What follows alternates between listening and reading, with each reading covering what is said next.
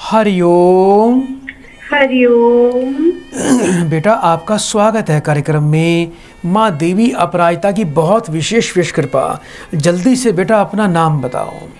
मीनाक्षी है गुरुजी। कहाँ से बात कर रहे हो बेटा? पंजाब से गुरुजी। कितने वर्ष के हो आप? 29 वर्ष की हूँ गुरुजी। अपनी माँ का नाम बताएं। मोनिका है गुरुजी। 3 बार बेटा बड़े प्रेम से ओम नमः शिवाय बोलो। ओम नमः शिवाय, ओम नमः शिवाय, ओम नमः शिवाय। विदेश जाना चाहते हो बेटा? जी गुरुजी। पर परिवार वाले तो मानते नहीं हैं आपके। जी जी गुरुजी, वो मना कर रहे हैं, बोल रहे हैं जॉब नहीं करवानी है गुरुजी। विदेश का योग तो बनता है बेटा, लेकिन माता पिता परिवार वालों की मर्जी के खिलाफ विदेश जाना ये आपके लिए शुभ नहीं है। मैं कुछ आपको ऐसे उपाय दे रहा हूँ बेटा जिससे माता पिता और परिवार वाले मान जाएंगे। और वो उपाय भी आपको इसलिए दिए जा रहे हैं कि विदेश में जाने से आपका भला भी होगा और आपको अच्छी नौकरी भी मिलेगी। और कहीं बेटा क्या पश्चिमी देश में जाना चाहते हो? जी जी गुरुजी। क्या कनाडा जाना चाहते हो गुरुजी? कनाडा जाना चाहते हो? ठीक है बेटा, ये पश्चिम दिशा ही पड़ती है। तो इसके लिए बेटा आपको करना क्या है? सबसे पहले ध्यान रखना, उपाय बड़े नियम से करना। आपको बेटा एक चांदी का चौकोर टुकड़ा लेना है बेटा, बाजार से 1 बाई 1 इंच का बड़ा प्योर और शुद्ध चांदी का टुकड़ा होना चाहिए। उस पर अपना और अपनी माँ का नाम लिख देना बेटा, और उसको 1 मीटर सूती सफ़ेद कपड़े में 1.25 किलो चावल के साथ में उस चांदी के टुकड़े में रख के, चावल में रख के उसकी पोटली बना के उसको घर के पूजा के स्थान पर रखना है। रोजाना बेटा सूर्य देवता को जल देना शुरू कर दीजिए। जल में 2 चम्मच कच्चा दूध डालना है। शुक्रवार के दिन बेटा मंदिर में जाके देवी दुर्गा जी को सफ़ेद रंग के पुष्प और थोड़ी मिश्री का दान करना शुरू कर दीजिए। सूर्य को जब जल देना है तो सूर्य देवता से प्रार्थना भी करनी है कि हे सूर्य देवता, आप मेरे पिता तुल्य ग्रह हो, तो कृपा करके मुझे विदेश जाने का आशीर्वाद प्रदान करो और मेरे पिताजी, मेरे बड़े जन, परिवारजन सभी राजी हो जाएं, ऐसी मुझ पर कृपा करो। ये आपको प्रार्थना करनी है। और एक उपाय बेटा आपको रोज़ करना है। रोज़ाना रोटी पर गुड़ का टुकड़ा रखकर बेटा वो गाय को खिलाना शुरू कर दीजिए। ये उपाय करना बेटा, बहुत बहुत आशीर्वाद। माँ देवी की कृपा से आप विदेश अब चले जाओगे। बड़े प्रेम से बेटा 3 बार बोलो हरिओम। हरिओम हरिओम हरिओम। बहुत बहुत शुभकामनाएं।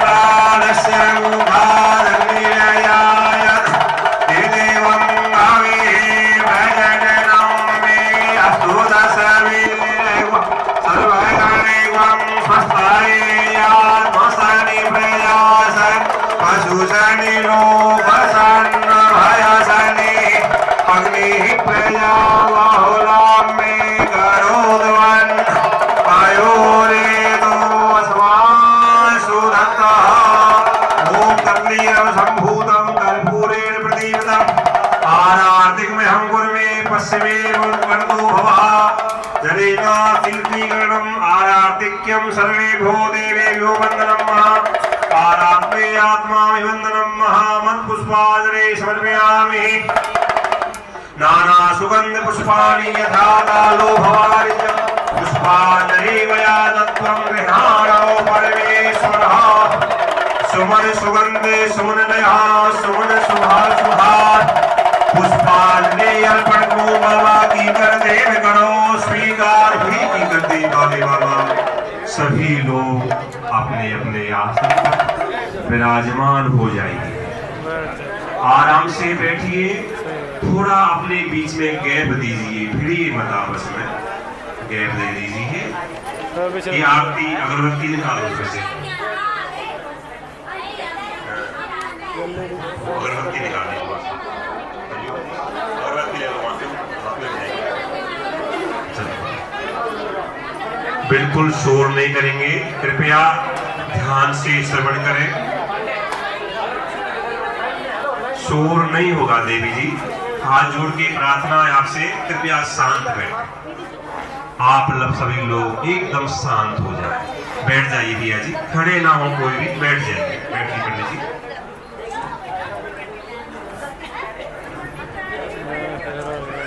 सभी मेरे साथ में जुड़िए। हरिओम हरिओम हरिओम। आप उतावली बिल्कुल ना करें। बाबा कीकर देव की जो आरती है तुम्हारे पास पहुंच जाएगी। अगर नहीं पहुंचती है तो जहां है वहीं बैठे रहे आप, बिल्कुल नहीं है। आइए मेरे साथ सभी चलिए, आज यात्रा करते हैं परम गुरुदेव के साथ में। मेरी आपसे प्रार्थना है कि अंदर का जो आपका एक मुर्दा आपके अंदर छुपा हुआ है उसको निकाल दो, क्योंकि कीकर वाले बाबा की कृपा मुर्दों में नहीं होती, ऊर्जावान व्यक्तियों पे होती है। बोलो कीकर वाले बाबा की, बोलिए हरिओम हरिओम हरिओम हरिओम। आइए मेरे प्रिय भक्तों, सज्जनों, श्रद्धामयी माता और बहनों, आज चलते हैं इस कार्तिक मास की पवित्र मंगल वेला के समय हमारे पूजनीय, प्राप्तीय, स्मरणीय, वंदनीय, परम तपस्वी, वीतराग, तपोनिष्ठ, त्याग मूर्ति श्री श्री 1008 श्री परम गुरु श्री कृष्णन जी महाराज की। बोलिए सद्गुरुदेव महाराज की। हमारे ऋषि मुनि बड़े वैज्ञानिक थे जिन्होंने नमे की खोज, जय की खोज की। आप जब जयकारा लगाते हैं तो हमारे प्राणों की ऊर्ध्व गति होती है। आपने कभी सुना होगा कि उनके बुजुर्गों का शरीर शांत हो गया और मरते समय उन्होंने मलमूत्र त्याग दिया, सुना है? तो लोग कहते हैं वो नरक में गया है। ऐसा क्यों कहते हैं? ये शरीर जो है 9 छिद्रों वाला है। मरते समय जिन भक्तों के आंख खुली रह जाती है, देखा हो आपने, किसी का मुख खुला रह जाता है, किसी के कानों से खून आता है, कृपया शांत रहें।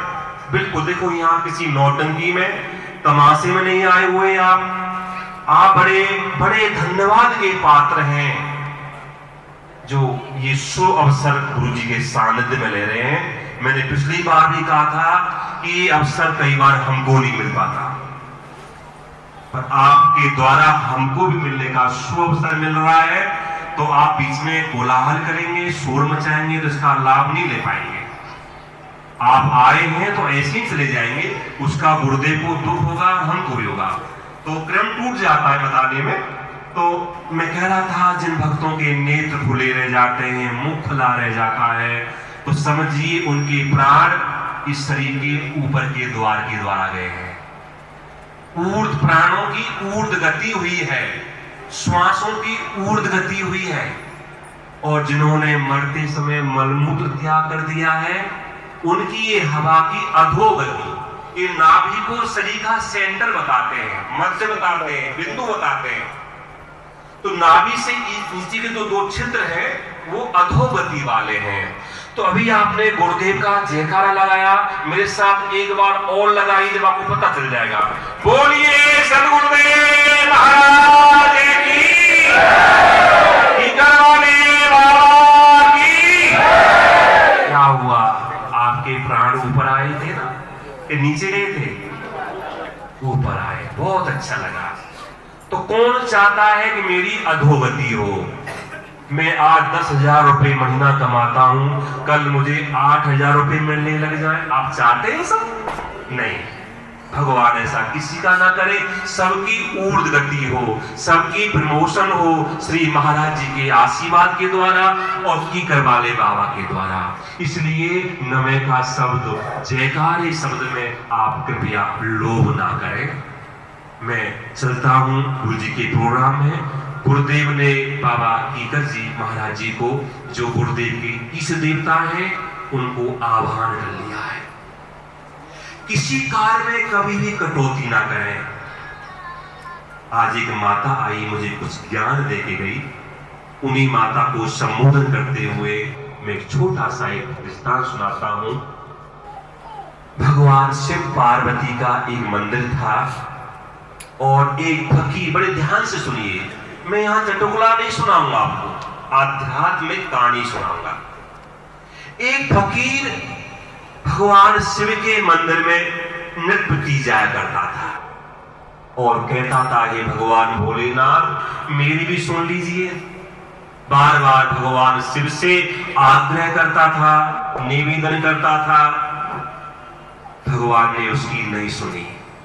अकस्मात एक दिन भगवान शिव पार्वती वायुमंडल में, आकाश मंडल में विचरण कर रहे थे, तो हमारी माताएं बहुत दयालु होती है, ये हृदय भाव होता है। तो माता पार्वती जी साथ थी, इसको मैं पूछूंगा आपको मैंने क्या बताया है। माता पार्वती ने कहा, हे प्रिय, देखो आपका भगत रोज आपकी प्रार्थना करता है, पूजन करता है और आपसे मांगता है, आप तो भोले भंडारी हैं, जैसे श्री हमारे महाराज जी हैं। इनको मैं कई बार भोले भंडारी कहता हूं। महाराज जी जब आप देते हैं तो पता नहीं चलता, आप ना जाने देने लायक ना चीज को भी दे देते हैं। ऐसे से कई घटनाएं हमारे सामने हो जाती है। कई बार गुरु जी दे करके हमको मुश्किल में डाल देते हैं। बोले श्री महाराज जी ने कह दिया आप ये चीज दे दीजिए, तो बताओ हम कहां से देनी पड़ती है। तो वहीं से ये भाई बाहर मत जाना, कहां कह रहा था मैं, अभी क्या कह रहा था बताएंगे। माता पार्वती ने कहा, हे भगवान इनको दे दीजिए ना। भगवान भोलेनाथ बोले, देवी आप नहीं समझती, संसार बहुत चालाक है, ये इनकी बातों में नहीं आया करते, अभी इनको इनके हिस्से में नहीं है, इनके भाग्य में नहीं है, मिल जाएगा। गुरुजी कहते हैं धैर्य रखिए बेटा, जल्दबाजी में कोई खड़ा नहीं होगा, सब बैठ जाइए। समय निकल गया, फिर फकीर ने बात सोची, भगवान भोलेनाथ सबको दे रहे, मुझे नहीं दे रहे, लगता है कुछ रिश्वत चलती है यहाँ पर। उन्होंने कहा, हे भोलेनाथ अगर मुझे 1 रुपया आप दे दोगे ना तो मैं चवन्नी जो है महाराज जी आपके आश्रम में दान कर दूंगी। ऐसे लोग आते हैं, वो बहन ऐसे कह रही थी इसलिए मैंने आज सुनाना पड़ रहा है आपको। उस फकीर ने कहा, हे भोलेनाथ मुझे आप 1 रुपया देंगे तो मैं चवन्नी आपको चढ़ा दूंगा। वैसे ऐसे शब्द भगवान के सामने नहीं बोलने चाहिए। उस फकीर ने भगवान के सामने शर्त रख दी। फिर माता पार्वती बोली, देखो ना आपसे ले जाते हैं और आपका धन्यवाद तक नहीं करते। बेचारा आपसे मांग रहा है, कह रहा है चवन्नी चढ़ा दूंगा, कुछ 25% आपको दे रहा है, हम तो 10% भी नहीं देते। सत्य है, मैं भी नहीं कई बार दे पाता, ठीक है ना। एक बहन की हिम्मत समझता हूँ जो पिछली बार आई, कितने का चेक महाराज जी को दे के गई, मैं धन्यवाद करता हूँ। 1,51,000 का हमारी बहन पिछली बार आश्रम के लिए चेक दे के गई है। उन बहन का पुनः धन्यवाद कर दीजिए। कुछ भक्त लोग आज ऐसे भी आए हुए हैं। तो जब माता पार्वती ने कहा तो भोलेनाथ बोले, कोई बात नहीं देवी, जब आपकी तो ये हट होती है, राजहट, बाल हट और त्रिया हट। राजा ने कह दिया तो करना पड़ेगा, आपका बच्चा रो रहा है, दुखी हो रहा है, तो आपको भी करना पड़ेगा। ऐसे ही ग्रह स्वामी ने कह दिया कि ये काम करना है तो करना पड़ेगा, ये सत्य है। भगवान शिव समझ गए, अब तो बात माननी पड़ेगी। भगवान प्रसन्न हो गए। अगले दिन फकीर जब मंदिर में गया तो उसको 1 रुपए का सिक्का भगवान के मंदिर में पड़ा मिल गया। बड़ा प्रसन्न हुआ, हृदय गदगद हो गया। हे भोले बाबा आपने बड़ी कृपा करी, जो आज आपने मेरी कामना पूरी कर दी। उठा करके पैसे को देखते रहा, भगवान शिव का धन्यवाद करता हुआ गेट से बाहर निकला तो उसको याद आ गया, कई बार भूल भी जाते हैं, उसको याद आ गया कि मैंने कोई संकल्प लिया था। मित्रों, प्रिय भक्तों, माता बहनों, याद रखिए, सत्य संकल्प को बार बार लीजिए और लेकर के गांठ मार लीजिए, उसको भूलिए मत। इस फकीर ने पुनः अपने संकल्प को याद किया कि मेरा सत्य संकल्प है, इसमें से मैं कितना 25% भगवान शिव के पास में चढ़ाऊंगा, गुरु जी के आश्रम में चढ़ाऊंगा। पर इतने दिनों में इतनी मेहनत मैंने करी है, भगवान ने मेरी सुनी है, अब इस मंदिर में कहां भोलेनाथ बैठे हुए हैं, किसको चढ़ाऊं, किसको दूं है? 25 पैसे में मेरे घर के बहुत काम चलेंगे। पापी का मन डूल गया। भगवान भगवान तो 10 हाथों से देते हैं तो 20 हाथों से ले लेते हैं। जब देते हैं तो छप्पर फाड़ करके देते हैं, और लेते तो भाइयों इस चमड़ी को भी उधर लेते हैं, पता नहीं चलता। उनके बहुत लंबे हाथ हैं, अभी आपको मिल जाएगा। फकीर उस पैसे को लेकर के, रुपए को लेकर के बाहर गया। आप सामने दुकान थी कुछ सामग्री लेने की, उन्होंने कहा भैया मुझे ये सामग्री दे दीजिए। फकीर ने वो रुपया दे दिया और पैसे वापस मांगे तो उस दुकानदार ने पता क्या कहा, बताइए। दुकानदार ने कहा भैया जी ये आपका रुपया जो खोटा है इसमें से 25% कट करके चलेगा। ये रुपया आपका नकली है, इसमें खोट है। जैसे हमारे रुपए फट जाते हैं ना तो हमको जाते हैं तो कहते हैं इसमें से 100 रुपए के आपको 90 रुपए मिलेंगे। तो उसने कहा दुकानदार ने ये रुपया आपका खोटा है, इसमें से 25% आपको काटना पड़ेगा। फकीर के आंख खुल गए, फकीर को दिव्य ज्ञान मिल गया। हे प्रभु आपके हाथ बहुत लंबे हैं, अगर आपने वहां नहीं दिया तो मुझे यहां देना पड़ा। प्रिय भक्तों, मित्रों, मेरी बहनों, माताओं, ये कोई चटुला नहीं है, ये आध्यात्मिक कहानी है। हमारे पास भक्त लोग आते हैं, सत्य संकल्प लेते हैं। हम बार बार आपको सत्य संकल्प दिलाते हैं। बाबा कीकर वाले बाबा की कृपा से आप लोगों के कार्य सिद्ध होते हैं।